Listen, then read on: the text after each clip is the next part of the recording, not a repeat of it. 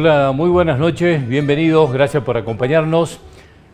En este programa vamos a tener hoy la posibilidad de tener dos miradas distintas sobre el 30 de octubre de 1983.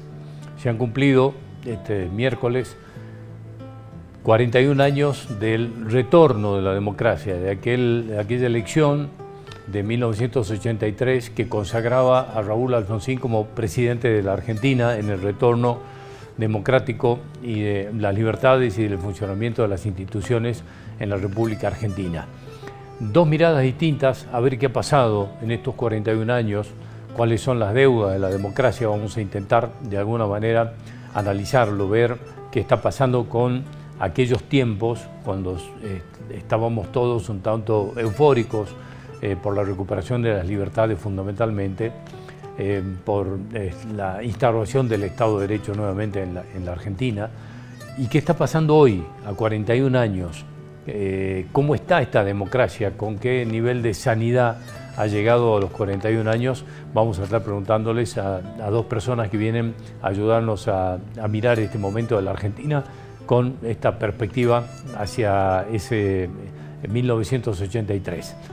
Y hoy van a venir a visitarnos de un gremio que va a estar contándonos y vamos a estar analizando cómo se ha planificado este cierre del año. Estamos hablando de un gremio docente que van a tratar de llegar obviamente con las paritarias ya cerradas para este 2024. Se supone que ganándole a la inflación que se va proyectando por lo menos hasta fines de diciembre. Esto, por supuesto, vamos a tener la posibilidad de analizarlo y ver con qué perspectiva se va a iniciar el 2025, con qué perspectiva se ha analizado el contexto de negociaciones salariales en este presupuesto que se está empezando a elaborar con reuniones en diferentes lugares de la provincia, con esta suerte de criterio federal que se ha impuesto en esta gestión del gobernador Gustavo Sáenz. ¿Y qué ha pasado? Si en esas paritarias se ha hablado de lo que se va, digamos, a dejar plasmado en el presupuesto del año que viene respecto del tema educativo. Algunos de los temas que tenemos para conversar en este programa con ustedes. Así que gracias por estar acompañándonos. Bienvenidos.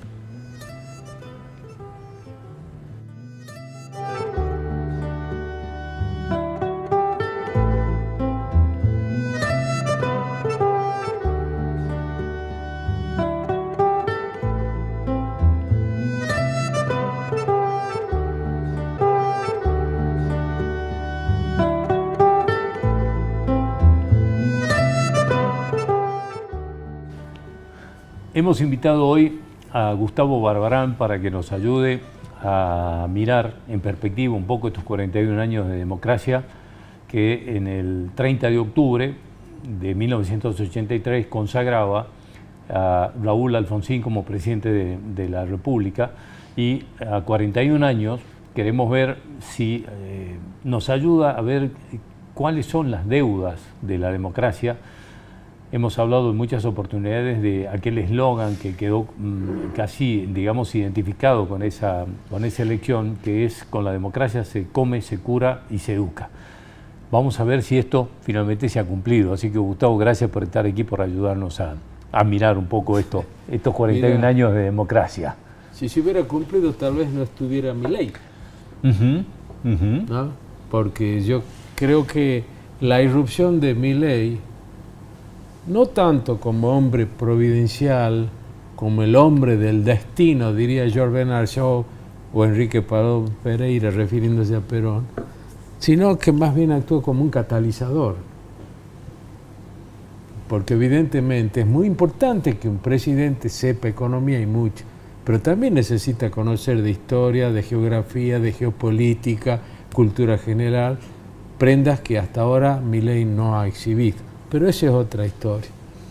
Yo querría hacer una... Vos entendés que es, digamos, una suerte de presidente catárquico. Sí, totalmente. Que ha hecho un catarsis, digamos. Totalmente. Y esta pérdida de apoyo popular que viene aumentando levemente, pero va aumentando el descontento, porque obviamente la gente que lo votó tenía más esperanza en que realmente la casta iba a pagar la fiesta. Y no solamente no es así, sino que a la casta se la necesita, porque también es así. Además, fue la casta la que le permitió que las leyes que le han aprobado se aprueben en el Congreso, ¿no? Sí, porque pero por eso, el problema es más profundo. Es más profundo, y yo acá me animaría a hacer esta referencia histórica salteña. En el año 1979, un grupo de personas que estábamos comprometidos con la política en distintos partidos, decidimos constituir la Peña Martín Güemes. Esa Peña Martín Güemes funcionó hasta después de las Malvinas, y consistía en una reunión, me parece que era mensual o bimensual, donde traíamos a un orador, y después de esa disertación se armaba un debate. Los oradores fueron Raúl Alfonsín, Rogelio Frigerio, Deolindo Vittel, todo lo más graneado de la dirigencia política de entonces pasó por Salta. ¿Y quiénes estaban en esa peña? Recordanos, Gustavo. Y muchos. No todos, pero... Y por ejemplo, referentes de todos los sectores sí, políticos. Por ejemplo, el peronismo, recuerdo a Suri Borelli, a José Sili, Marcelo López Arias, Manuel Pesci, después había gente de la democracia cristiana como el otro Sili, Pichana Arias, Roberto Cachambi.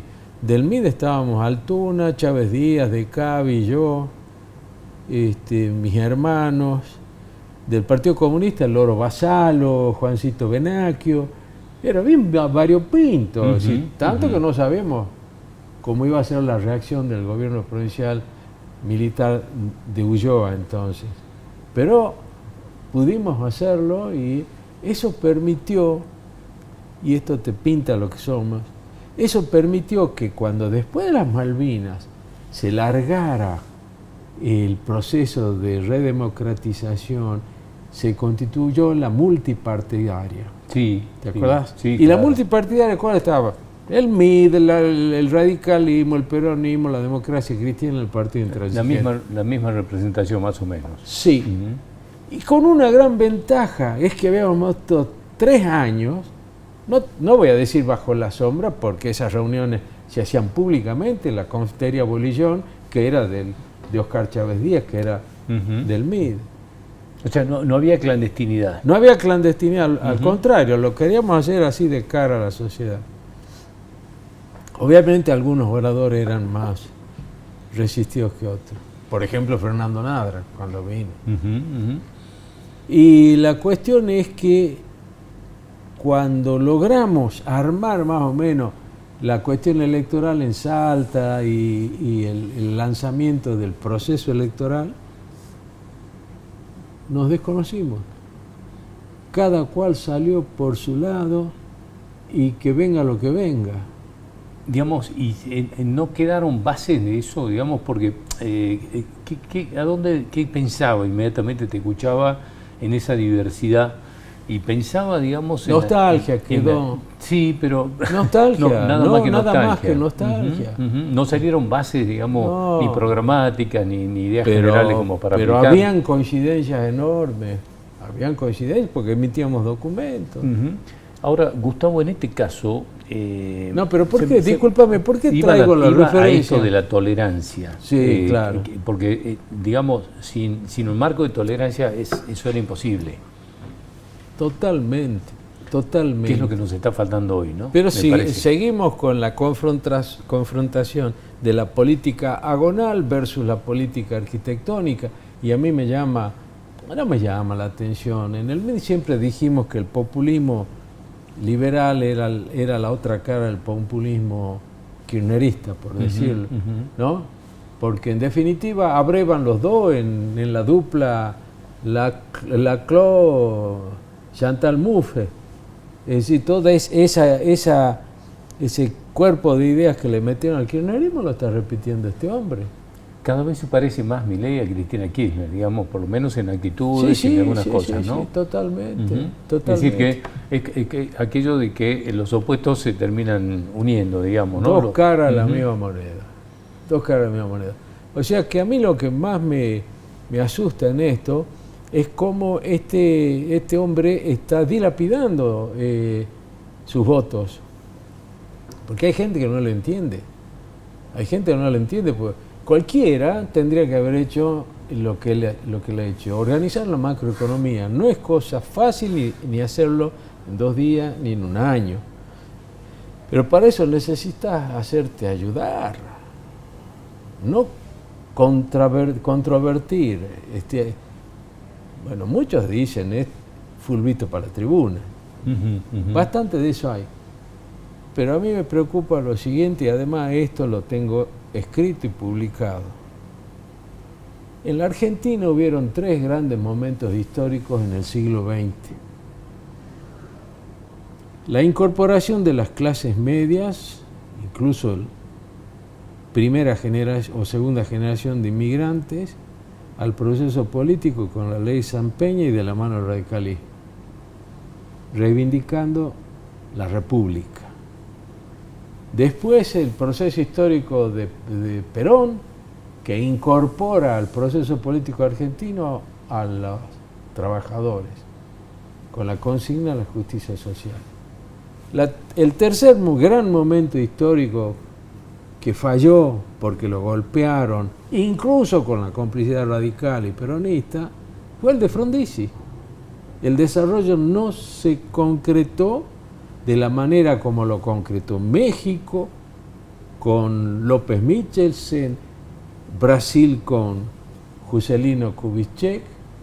Frondizi no lo pudo hacer. Entonces, nosotros hablamos de la democracia, pero no es solamente democracia nuestro déficit. La ecuación argentina tiene esas 3 patas: república, justicia social y desarrollo. Por eso yo sostengo que en la medida en que no haya un grupo de personas, un grupo político, que abandone toda la hojarasca y piense en función de esta síntesis, la Argentina no va a salir. Ahora, ¿entendés que hay puntos de encuentro, Gustavo? Que hay posibilidades de puntos de encuentro, digamos, en estos niveles de intolerancia que estamos viviendo, que no se ha visto mucho? Sí, claro que los hay, pero tal vez por una reflexión políticamente incorrecta mía. Porque ahora todo el mundo se da cuenta que siempre fuimos liberales en lo económico. Yo digo así de una manera retórica, de decirlo en primera plural, porque yo no me incluyo. Yo soy un desarrollista, es decir, un heterodoxo. En consecuencia tengo una incompatibilidad genética con el liberalismo, pero tal parece que dentro del radicalismo y dentro del peronismo, ni qué decir del partido de Macri, son todos liberales.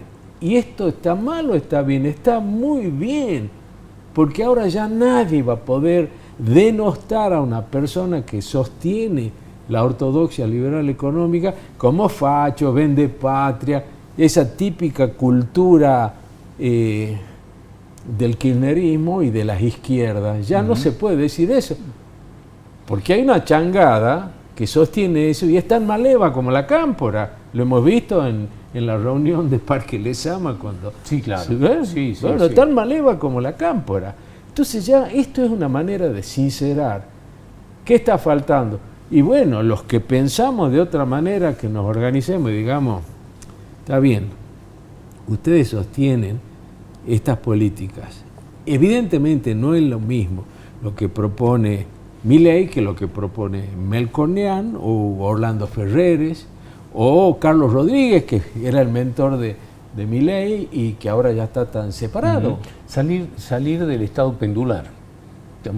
Y la síntesis, pero no es solamente lo económico, porque hasta Frondizi mismo en su momento aplicó un ajuste brutal cuando, bueno, no tan brutal como cuando asumió el gobierno, porque lo tenía que hacer y por eso lo tuvo Álvaro Alzogaray de ministro de Economía un tiempo. Ahora, Gustavo, ¿cómo puede ser que hemos visto ejemplaridad, digamos, cívica como la de Uruguay en estas últimas elecciones, Vemos ejemplaridad cívica en Chile, que pasa de gobiernos de derecha a de izquierda. En este momento gobierna, digamos, el Partido Comunista, nada más y nada menos, y tiene niveles de tolerancia y costumbres cívicas que son envidiables. ¿Qué nos pasó? Mira, pero además, a ver, y en todo este esquema, deduzco esto que vos estás diciendo, en ninguno de todos esos países, mientras gobernó la izquierda, se plantearon que la emisión no provocaba, por ejemplo, inflación, o los déficits fiscales que se cuidan como nunca. El ejemplo de Perú, que pasa de crisis políticas tremendas con el mismo presidente del Banco Central y con inflaciones muy bajas. ¿Qué se puede hacer? ¿Se puede hacer comparaciones? No, por lo pronto, no creo que sean todos casos asimilables. Por lo pronto,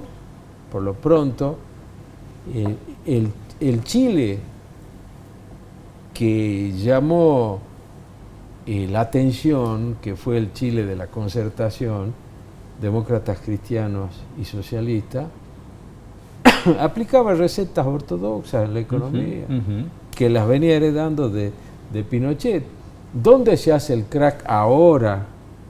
Cuando Boric se da cuenta que el Partido Comunista le está marcando la cancha para las políticas socialdemócratas que él quiere hacer en materia económica. Uruguay es un caso distinto. Pues yo no creo que la izquierda uruguaya llegue al extremo de plantear lo que se planteó. Bueno, acá ni siquiera diríamos que la política económica de los largos años de kirchnerismo ha sido una cosa bien reflexionada, ¿no? Porque el componente geopolítico no estuvo presente. No son casos asimilables, más bien creo que hay crisis en todos lados. Mirá Bolivia. Sí, claro. Mirá Bolivia. Gustavo, sos, digamos, mirando hacia el futuro y en el marco, digamos, de lo que se supone que la democracia nos deja, digamos, como camino hacia adelante, de lo que está pasando en muchos lugares del mundo con estos, digamos, fenómenos disruptivos, ¿no? Como el que tenemos aquí, como Trump en Estados Unidos y algunos otros ejemplos. ¿Tenés una mirada más pesimista que optimista, o al revés con el futuro? Lo que pasa es que yo no ideologizo. Eso es muy propio del pensamiento socialdemócrata y de allí hacia más la izquierda, de calificar ultraderecha y ese tipo de cosas. Son salidas nacionales que cada uno las maneja como puede. Yo no creo que sean totalmente asimilables Orbán que Giorgia Meloni o Marine Le Pen. No creo. Como tampoco creo que se las pueda descalificar a todos esos personajes como de ultraderecha. Resulta que Marine Le Pen está apoyando el aborto en Francia, entonces ¿de qué ultraderecha me hablo? Entonces hay que... Sí, Giorgia Meloni, que se diferencia mucho de todos ellos, sí, ¿no? Sí. Y dentro de su país que no la llevan fácil. Si tuvieras, digamos, si te pusieras un delantal de médico y tuvieras que diagnosticar el estado de salud de la democracia argentina, ¿qué diagnosticarías? Sin delantal, dirías, acuéstese en el diván y diría, este es un esquizofrénico. Gustavo, te agradezco haber venido, ha sido muy amable. No, muchas gracias, hasta cualquier momento. Seguimos pensando estos 41 años de democracia en el próximo bloque, ya volvemos.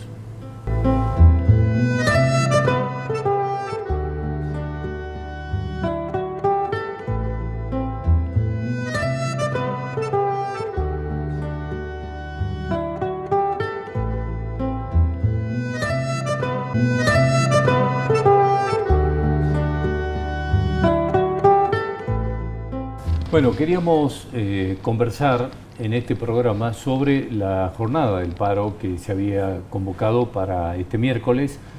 Por eso hemos invitado a Victoria Cervera, la titular de CITEPSA.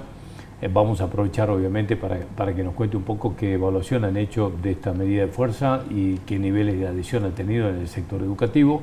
Pero además vamos a hablar un poco de la cuestión salarial, así que le agradezco mucho haber venido, ha sido muy amable. Por favor, gracias por invitarme. Bueno, ¿qué evaluación han hecho de esta jornada del paro? Sí, nosotros desde CITEPSA hicimos una adhesión al Plan de Lucha Nacional porque estamos convencidos de que hay que demostrar que los docentes, los trabajadores, no estamos de acuerdo con las medidas, con las políticas económicas, educativas que hay tanto a nivel nacional como a nivel provincial. Esto nos ha llevado a tomar la decisión de adherir a este plan de lucha con un paro sin asistencia a los lugares de trabajo. Así que bueno... ¿Qué niveles de adhesión han estimado ustedes? Sí, nosotros hemos visto una diferencia sustancial entre el turno mañana y el turno tarde, seguimos haciendo los relevamientos, pero hubo menos acatamiento en la mañana, calculamos un 35%, no así en la tarde, un 45%, y esto es bastante dispar, varía de escuela a escuela. Tenemos escuelas con el 100% de acatamiento y escuelas en donde hay 2 o 3 docentes nada más adherido al paro, pero en un promedio es bastante importante el acatamiento. Esto demuestra que los docentes han comenzado a reaccionar ante el avasallamiento que estamos sufriendo los trabajadores, en especial los docentes, y que están reaccionando, ¿no? Que la luna de miel por la cual estaban transitando, esperando que la situación económica cambiara, les está significando no poder cubrir necesidades básicas. Entonces ya hay una reacción, ya son los mismos docentes que plantean, y bueno, hoy no pudimos hacer la medida porque no nos enteramos a tiempo, pero ¿cuándo es el próximo paro? Esto habla a las claras de que ya hay una reacción en los trabajadores. Se han cerrado, usted me va a decir de qué manera y cómo, las negociaciones salariales en Salta. Se supone que están por encima, me parece que por muy poco, pero más o menos acompañando lo que ha sido el índice de inflación. ¿Cuál es su opinión respecto de esto? Sí, nosotros y todos los sectores que estuvimos sentados en la mesa no compartimos este mensaje que envía el gobierno de que estamos en un 139% de actualización salarial en el año.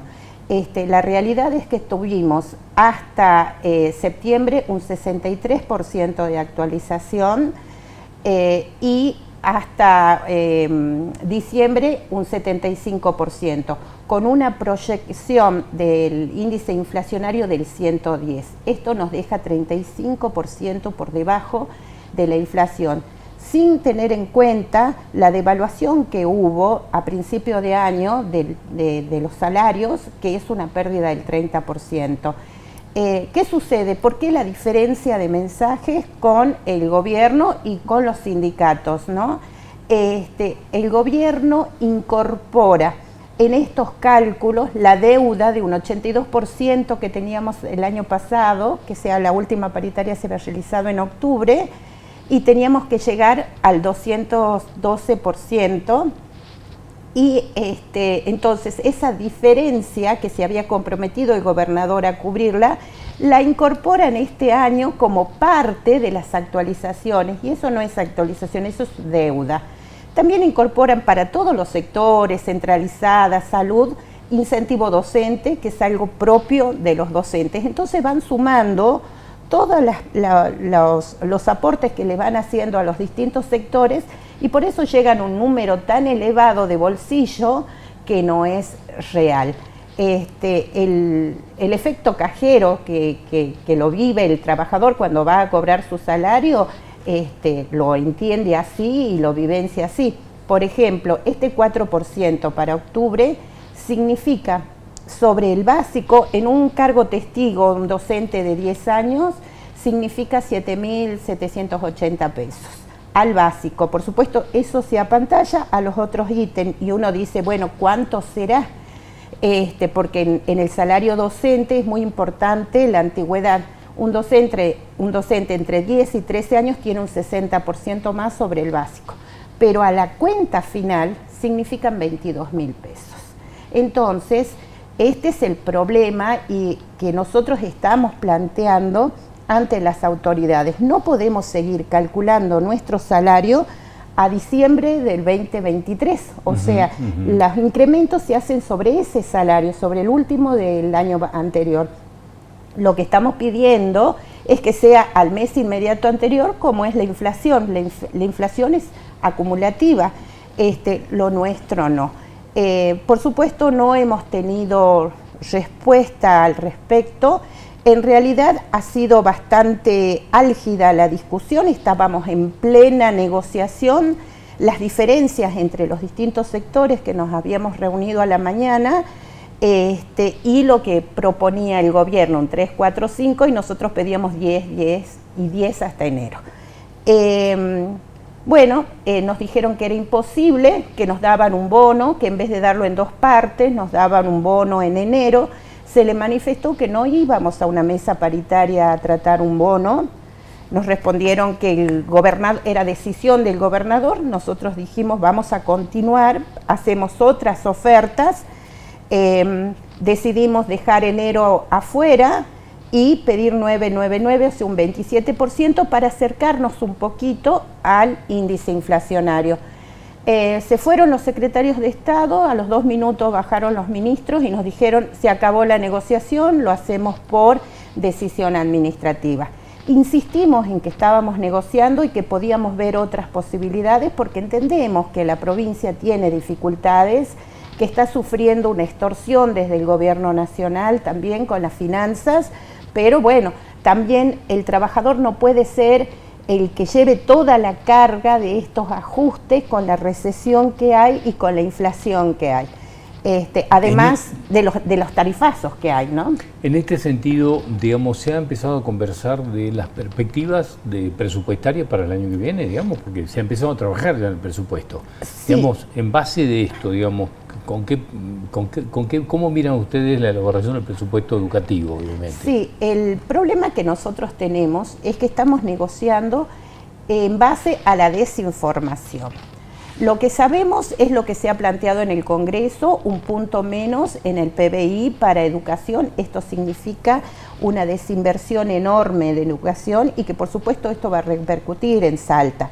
Pero nosotros, números concretos, cuánto es lo que va a destinar la provincia a educación, cómo se va a distribuir eso, sabemos que mucho del presupuesto va a salarios, pero también tenemos problemas importantísimos en el sistema. Tenemos escuelas que no están recibiendo mantenimiento, tenemos serios problemas de agua en distintos departamentos, tenemos el problema de la vacunación. Bueno, eso se ha solicitado tener una paritaria sectorial porque las problemáticas que nosotros planteamos a el gobierno desde educación no son las mismas de los otros sectores de salud, descentralizada, etcétera. Entonces necesitábamos sentarnos a trabajar con el ministro de la cartera, con los secretarios de Estado y ver cuáles eran las soluciones posibles a estas problemáticas. Usted mencionó hace un rato el incentivo docente. Porque digamos hay unos procesos judiciales en marcha, digamos tanto la provincia como algunos otros sectores, creo que CETERA ha hecho algún planteo a nivel nacional, no sé si ustedes han hecho algún tipo de planteamiento, de presentación, pero ¿qué va a pasar con esto? Digamos, ¿lo va a asumir ya definitivamente el gobierno de la provincia, lo va a incorporar al presupuesto? ¿Qué saben? Bueno, CITESA preguntó en su petitorio, en la primera reunión, planteamos que nos den información, cómo era el estado de situación de las acciones legales que había iniciado la provincia y sobre las cuales nosotros compartíamos que lo tenía que hacer la provincia. Bueno, nos dijeron que sí, nos iban a dar una información. Esto no sucedió. Al finalizar, ya cuando el gobierno tomó la decisión administrativa, le expresé al ministro Camacho que necesitábamos respuestas al respecto y nos dijo, la norma dice hasta diciembre y ahí se acabó. Bueno, esa fue la respuesta, así que lo que asumimos es que este fondo compensador transitorio que venía a reemplazar el incentivo docente llega a diciembre y bueno, lo discutiremos en enero, me imagino. Porque en principio no se ha vuelto a hablar, por lo menos a nivel nacional, de esta cuestión, ni qué va a pasar en el presupuesto nacional del año que viene. No está incorporado, tema, ¿no? Está incorporado el incentivo docente, como así un montón de fondos que vienen a paliar necesidades, sobre todo en las provincias del interior, no está incorporado, Pero bueno, como el gobierno de la provincia decidió asumirlo, pero lo asumió como un monto fijo, sin actualización y de manera transitoria. Entonces, esto cuando la Nación decide dejar de abonar el incentivo docente, que era un equiparador para todas las jurisdicciones, representaba un 15% de nuestro salario. Hoy el fondo compensador representa un 2%. Por eso nosotros decíamos, bueno, por lo menos queremos que lo actualicen, pero no, tuvimos esta respuesta bastante dura. La ley dice hasta diciembre y ahí se acabó. Bueno, los sectores de la educación están muy preocupados por lo que se supone que va a ser el presupuesto educativo nacional, ¿no? Bueno, por lo menos han manifestado cierto nivel de preocupación, y en las provincias también, porque esto es directamente proporcional, digamos, se repercute inmediatamente en las provincias. Así es, por eso es el plan de lucha que era hoy en todo el país, con distintas estrategias, y es justamente reclamando el financiamiento a las universidades, reclamando el financiamiento para educación, para todo el sistema educativo, y bueno, y también reclamando avances que están teniendo sobre, por ejemplo, la ley de esencialidad, este proyecto que está a medio camino, que avanza sobre derechos de los trabajadores, que son los derechos a peticionar, a reclamar ante las autoridades y manifestarse, sobre los sindicatos y también sobre las leyes previsionales que van avanzando paulatinamente y que nos van quitando derechos adquiridos. Esto es una preocupación alarmante que tenemos todos los docentes y que estamos en una incertidumbre permanente porque hoy no pasa nada, hay rum rum, pero mañana de pronto se trata en el Congreso, hacen los consensos y los gobernadores de las provincias les van dando el apoyo con el voto directo o con la ausencia o con la abstención en el Congreso. Esto nosotros también se lo hemos planteado a los ministros, queríamos saber cuál es el posicionamiento de la provincia, pero bueno, tampoco tuvimos respuesta. Le agradezco mucho haber venido, ha sido muy amable. No, por favor, muchas gracias. Hasta cualquier momento. Hacemos la pausa y volvemos. En el próximo bloque seguimos hablando de estos 41 años de democracia que se cumplen este 30 de octubre. Ya volvemos.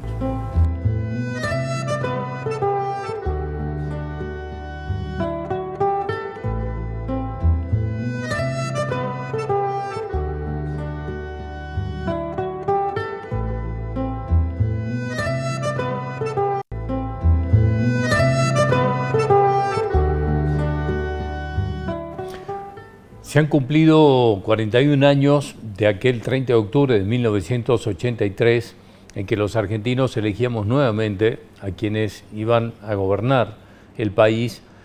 Se consagró como presidente Raúl Alfonsín en esas elecciones y me parecía importante escuchar opiniones como la que hemos escuchado de Gustavo Barbarán en el primer bloque del programa.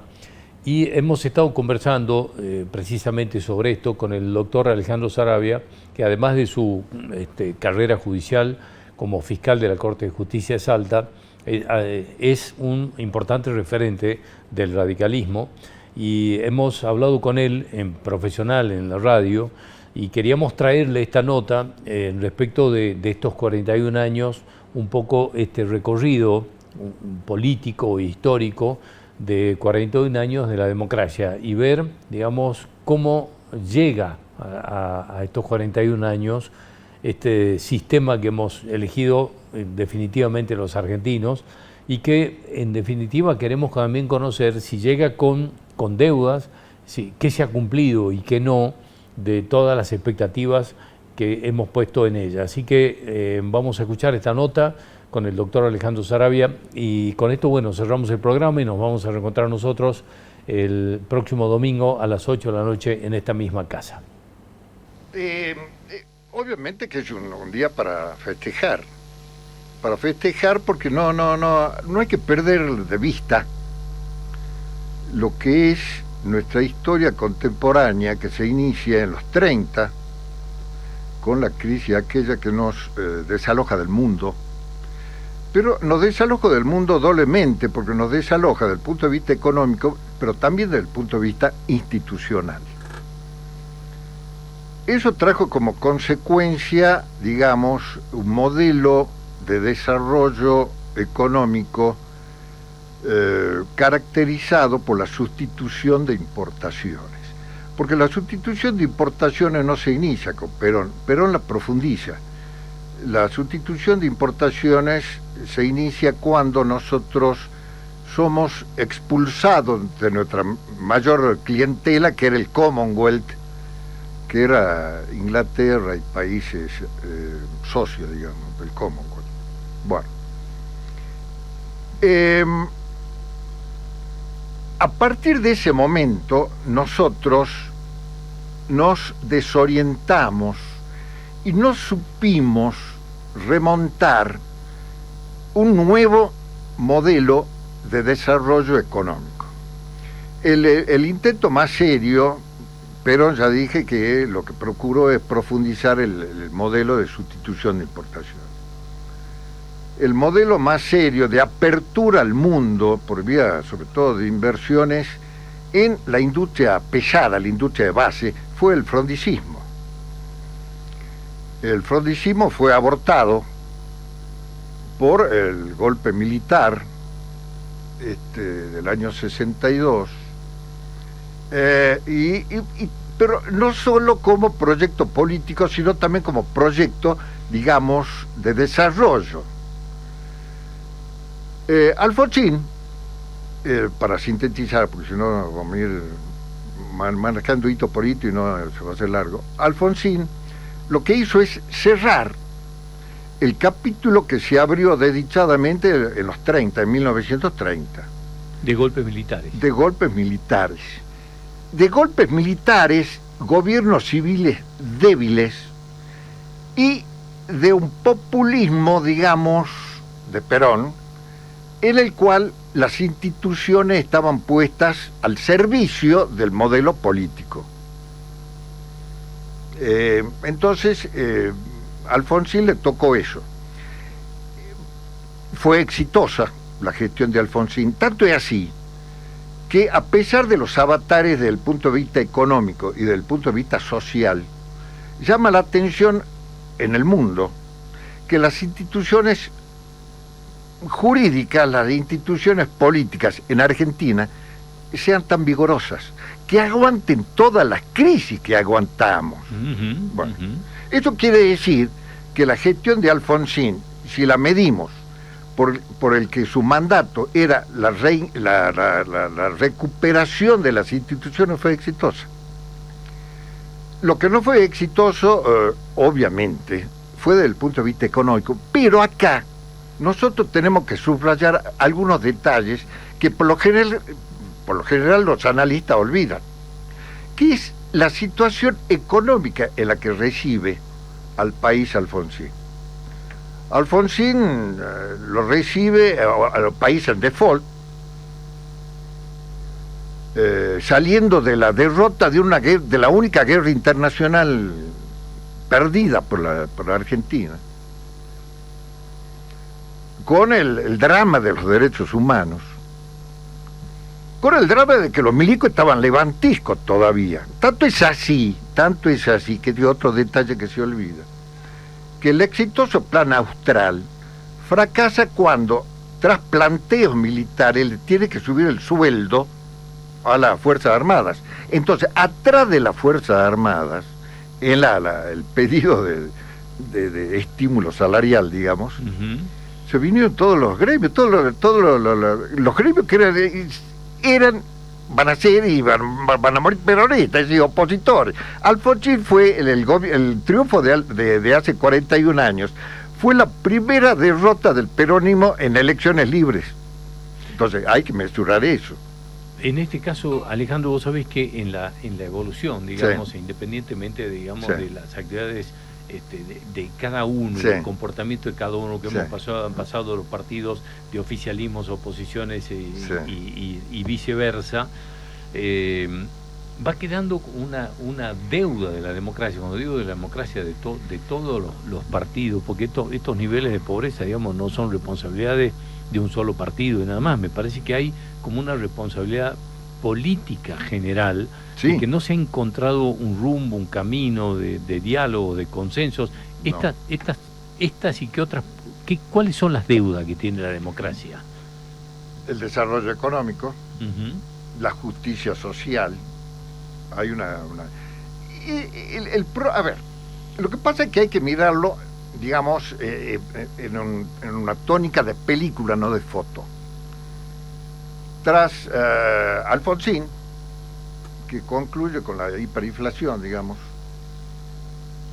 asume Menem, y Menem justo es contemporáneo de lo que fue, digamos, la parte gloriosa, entre comillas, del consenso de Washington. Y como este era, digamos, un caudillejo de una provincia pobre del margen del mundo, de La Rioja, el tipo sobreactuó y protagonizó la fe de los conversos, digamos.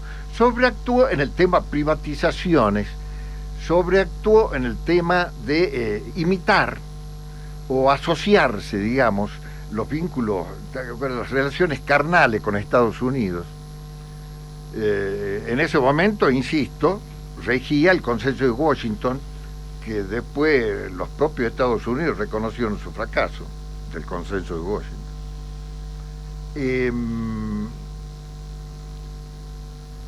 Después del sistema de privatización en el cual del cual surge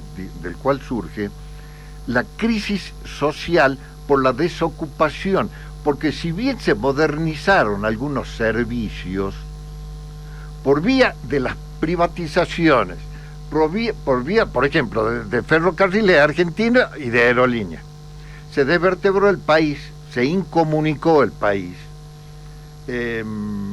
por el tema de el desplazamiento del sistema educativo de la nación a las provincias, sin que las provincias estén capacitadas, tanto desde el punto de vista técnico como financiero, presupuestario, para sostener esa educación, se vulneró, digamos,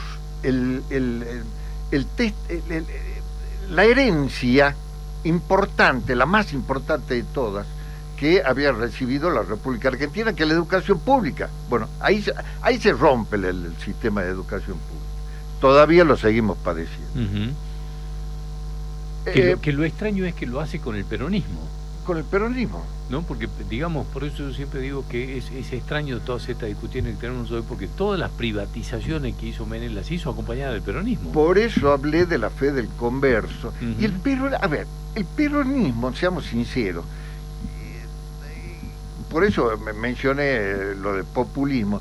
El populismo, la arquitectura del populismo se define por la existencia de un líder carismático, al cual es seguido ciegamente.